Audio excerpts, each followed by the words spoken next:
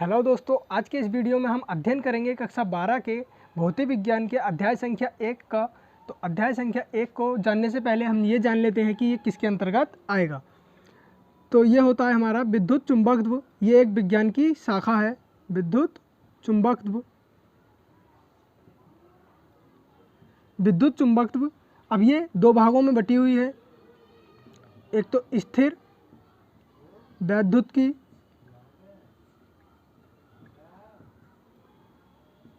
वैद्युत की और गतिक वैद्युत की।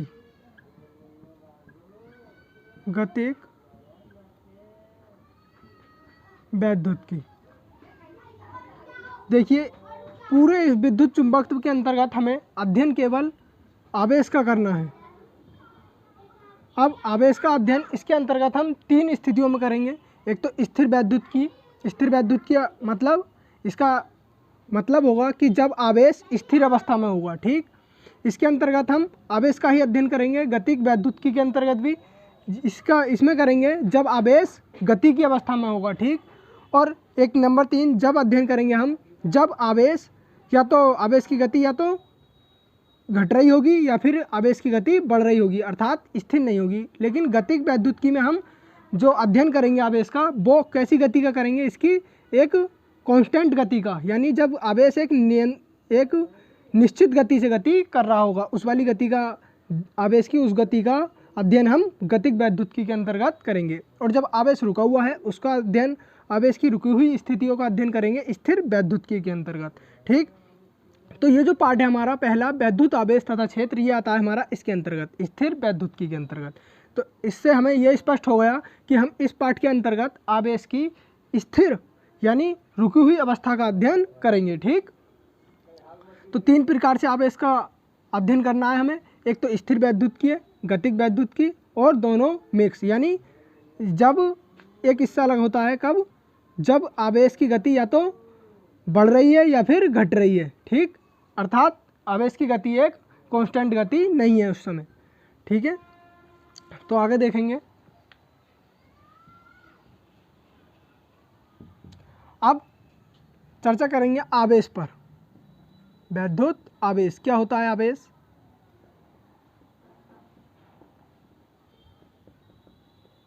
तो वैद्युत आवेश के बारे में जानने के लिए आज हमारे पास काफ़ी सारे उदाहरण उपस्थित हैं। जैसे हम अपने सर में पेंसिल को रगड़ करके और कागज़ के हल्के टुकड़ों को उसकी ओर आकर्षित कर सकते हैं, ठीक। इसी प्रकार स्केल को रगड़ करके बालों में और कागज़ के टुकड़ों के पास लेकर के जाते हैं छोटे छोटे, तो वो भी आकर्षित होने लगते हैं, ठीक। लेकिन उस समय पर जब वैज्ञानिकों ने प्रयोग किया था तो उन्होंने आबूनस की छड़ को बिल्ली की खाल से रगड़ा था और रेशम से कांच की छड़ को रगड़कर ये हमें इसके वैद्युत आवेश के बारे में जानकारी प्रदान की थी। तो जब किसी पदार्थ में किसी हल्की वस्तु को अपनी ओर आकर्षित करने का गुण आ जाता है तो उसे हम कहते हैं कि अब वह पदार्थ वैद्युत में हो गया है। वैद्युत में अर्थात उसने आवेश ग्रहण कर लिया है। अब जब आवेश ग्रहण कर लिया है तो उसमें अब किसी वस्तु को अपनी ओर आकर्षित करने की क्षमता भी उत्पन्न हो ही जाएगी। तो इसे कहेंगे हम चुंबकीय प्रभाव, ठीक। तो वैद्युत आवेश की परिभाषा हम इस प्रकार दे सकते हैं कि किसी पदार्थ का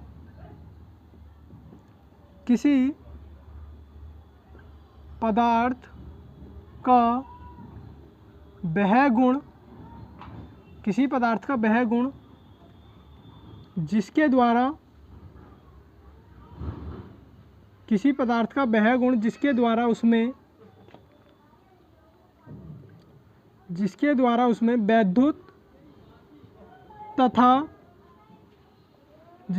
उसमें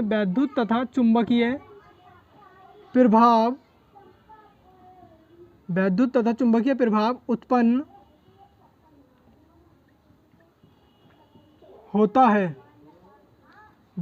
चुंबकीय प्रभाव उत्पन्न होता है। वैद्युत आवेश कहलाता है। वैद्युत आवेश कहलाता है, ठीक। तो किसी पदार्थ का वह गुण जिसके द्वारा उसमें वैद्युत तथा चुंबकीय प्रभाव उत्पन्न होता है, वैद्युत आवेश कहलाता है। देखिए, वैद्युत प्रभाव कब उत्पन्न हुआ? वैद्युत प्रभाव का मतलब है कि अगर किसी भी पदार्थ ने जब कोई भी आवेश ग्रहण कर लिया तो हम उस पदार्थ को कहते हैं वैद्युतमय पदार्थ। तो ये तो हो गया वैद्युत प्रभाव। अब जब वो वैद्युतमय पदार्थ हो गया है तो उसमें आवेश ग्रहण कर लिया, आवेश ग्रहण कर लिया अर्थात उसमें किसी दूसरे पदार्थ को अपनी ओर खींचने की क्षमता उत्पन्न हो चुकी है। तो जब ये दूसरे पदार्थ को अपनी ओर खींचने की क्षमता उत्पन्न हो चुकी है, इसे कहेंगे हम क्या उत्पन्न हो चुका है, उसमें चुंबकीय प्रभाव उत्पन्न हो चुका है। तो वहीं से कि किसी पदार्थ का वह गुण जिसके द्वारा, और ये दोनों गुण इसमें किस चीज़ से आए थे, आवेश द्वारा आए थे। जब पदार्थ ने आवेश ग्रहण किया जब तो उसमें वैद्युत में हुआ वो पदार्थ और उसमें चुंबकीय गुण भी उत्पन्न हो गया। ठीक है, तो ये होगी हमारी वैद्युत आवेश की परिभाषा। किसी पदार्थ का वह गुण जिसके द्वारा उसमें वैद्युत तथा चुंबकीय प्रभाव उत्पन्न होता है वैद्युत आवेश कहलाता है। इसे Q से प्रदर्शित करते हैं वैद्युत आवेश को, इसे Q से प्रदर्शित करते हैं। इसका SI मात्रक कूलाम होता है। आवेश का SI मात्रक कूलाम्ब होता है। ठीक, ये हो गया हमारा वैद्युत आवेश। अब हमने अभी जाना है कि आवेश कितने प्रकार के होते हैं, दो। कौन कौन से, धनात्मक आवेश और ऋणात्मक आवेश। लिखेंगे आवेश के प्रकार। आवेश के प्रकार कितने प्रकार के होते हैं, आवेश दो प्रकार के होते हैं। आवेश दो प्रकार के होते हैं। आवेश दो प्रकार के होते हैं। नंबर एक धनात्मक आवेश, नंबर एक धनात्मक आवेश और नंबर दो ऋणात्मक आवेश। नंबर एक धनात्मक आवेश और नंबर दो ऋणात्मक आवेश। ठीक, दो प्रकार के आवेश होते हैं।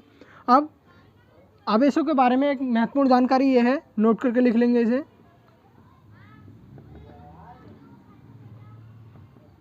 समान आवेश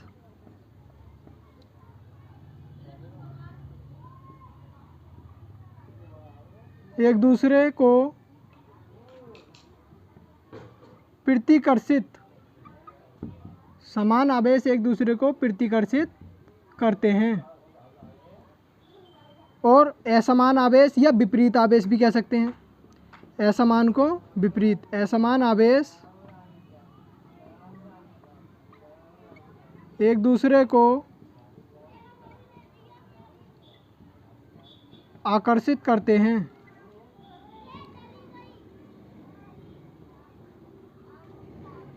असमान आवेश एक दूसरे को आकर्षित करते हैं, अर्थात समान आवेश एक दूसरे को प्रतिकर्षण का मतलब है कि जो माइनस माइनस दोनों एक से ही आवेश होंगे तो ये एक दूसरे को प्रतिकर्षित करेंगे, यानी दूर हटेंगे एक दूसरे से। और अगर विपरीत प्रकार के आवेश हैं, एक धनात्मक और एक ऋणात्मक आवेश है, तो ये एक दूसरे को आकर्षित करेंगे। ठीक है, क्लोज आ जाएंगे एक दूसरे के। ठीक, यानी इन दोनों में प्यार होगा साधारण भाषा में। ठीक, करेंगे हम वैद्युत आवेश संरक्षण का नियम। देखिए वैद्युत आवेश संरक्षण का नियम क्या होता है, इसके बारे में अब हम जानकारी प्राप्त करेंगे। तो वैद्युत आवेश संरक्षण, वैद्युत आवेश संरक्षण का नियम, वैद्युत आवेश संरक्षण का नियम देखेंगे क्या होता है ये। इसके लिए जब हमने पेंसिल ली थी तो उस पर कोई भी आवेश नहीं था, जब हमने उसको बालों में रगड़ दिया तो उस पर आवेश उत्पन्न हो गया। अब आवेश उत्पन्न तो दोनों जगह हुआ ना, बालों पर भी और पेंसिल पर भी, लेकिन दोनों पर विपरीत प्रकार का आवेश उत्पन्न हुआ है।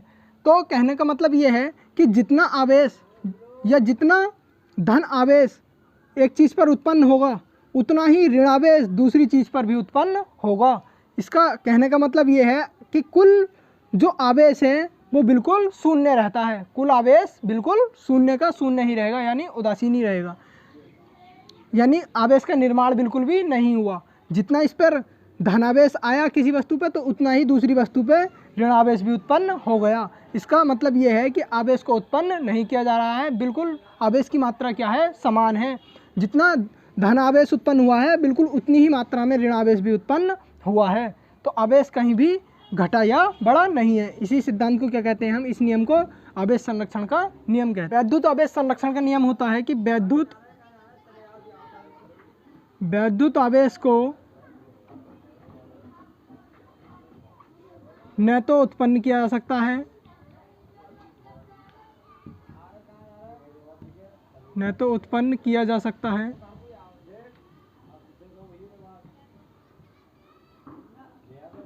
और न ही नष्ट किया जा सकता है, और न ही नष्ट किया जा सकता है। इस नियम को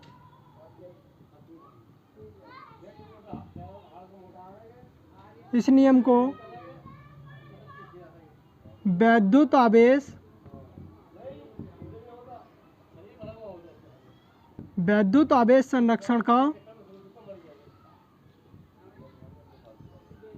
नियम कहते हैं। ठीक है, ये हो जाएगा हमारा वैद्युत आवेश संरक्षण का नियम कि आप वैद्युत आवेश को ना तो उत्पन्न किया जा सकता है और ना ही वैद्युत आवेश को नष्ट किया जा सकता है। ठीक, ये अब करेंगे हम कूलाम की परिभाषा का अध्ययन। तो कूलाम की परिभाषा एम्पियर के आधार पर दी जाती है।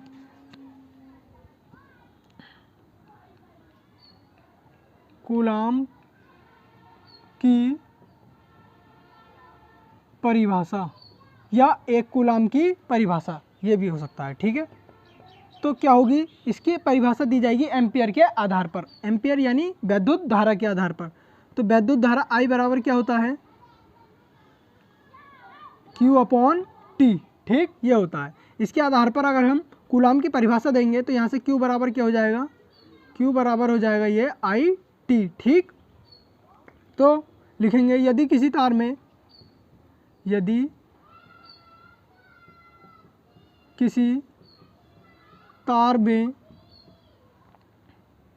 एक एम्पियर की धारा, यदि किसी तार में 1 एम्पियर की धारा 1 सेकंड तक प्रवाहित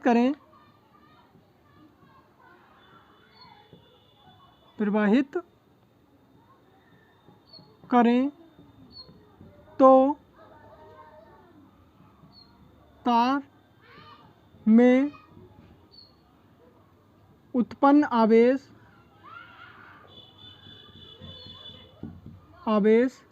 1 कूलाम होगा। 1 कूलाम होगा। ठीक, अर्थात यदि किसी तार में 1 एम्पियर की धारा 1 सेकंड तक, यानी धारा का मान कितना 1 और कितने सेकंड तक, 1 सेकंड तक, तो उत्पन्न आवेश का मान भी होगा कितना, 1 कूलाम। ठीक, इस प्रकार हम एम्पियर के आधार पर कूलाम की परिभाषा दी जाती है। ठीक है, लिख देंगे इसका सूत्र, आवेश का आवेश Q बराबर IT, जहाँ I प्रवाहित धारा